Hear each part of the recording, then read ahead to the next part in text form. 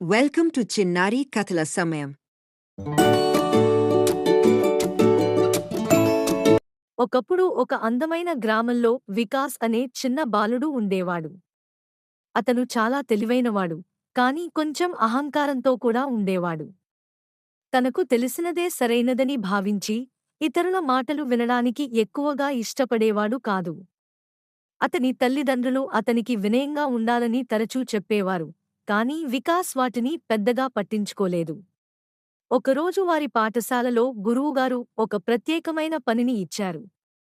ప్రతి విద్యార్థి ఒక మొక్కను నాటి, దాన్ని జాగ్రత్తగా పెంచి, ఒక నెల తర్వాత తీసుకురావాలని చెప్పారు.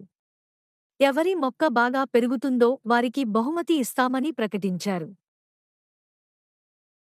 వికాస్ చాలా ఉత్సాహంగా ఇంటికి వెళ్లి ఒక చిన్న కుండలో విత్తనం నాటాడు. ప్రతిరోజూ నీరు పోసి, సూర్యరశ్మి పడేలా చూసుకున్నాడు.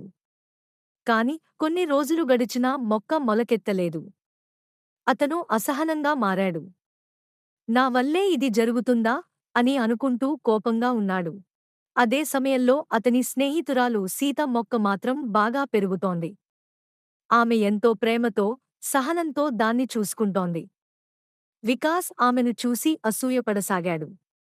ఒకరోజు అతను మార్కెట్కి వెళ్లి ఒక అందమైన పెద్ద మొక్క కొనుక్కొని దానిని తన కుండలో పెట్టుకున్నాడు.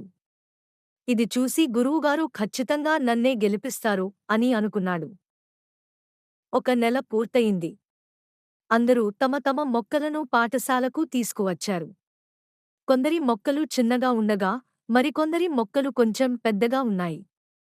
వికాస్ మాత్రం చాలా అందమైన మొక్కతో వచ్చాడు. అందరూ ఆశ్చర్యపోయారు. గురువుగారు ఒక్కొక్కరి మొక్కను పరిశీలించారు. చివరకు వికాస్ దగ్గరకు వచ్చి కొద్దిసేపు ఆలోచించారు. ఆ తర్వాత ఆయన నవ్వుతూ చెప్పారు, వికాస్, నీ మొక్క చాలా అందంగా ఉంది. కాని ఇది నువ్వు పెంచింది కాదు కదా? వికాస్ ఒక్కసారిగా దిగ్భ్రాంతికి గురయ్యాడు. గురువుగారికి ఎలా తెలిసింది అని అనుకున్నాడు. గురువుగారు మెల్లగా చెప్పారు, నేను ఇచ్చిన విత్తనాలు అన్నీ మొలకెత్తవు. అది ఒక పరీక్ష, ఎవరు నిజాయితీగా ప్రయత్నిస్తారో తెలుసుకోవడానికే.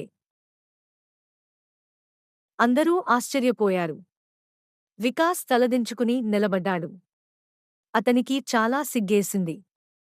గురువుగారు సీతను పిలిచి చెప్పారు, ఈమె మొక్క చిన్నదైనా ఆమె నిజాయితీగా చూసుకుంది. అందుకే ఈమెనే విజేత. సీత బహుమతి అందుకుంది. వికాస్ మాత్రం తన తప్పు గ్రహించాడు.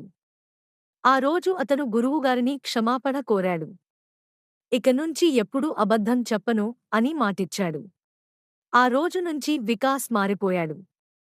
అతను వినయంగా, నిజాయితీగా ఉండడం నేర్చుకున్నాడు.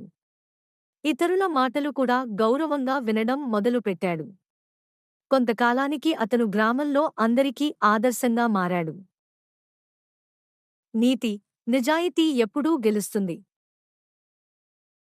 ధన్యవాదాలు. మా ఛానల్ను దయచేసి సబ్స్క్రైబ్ చేయండి.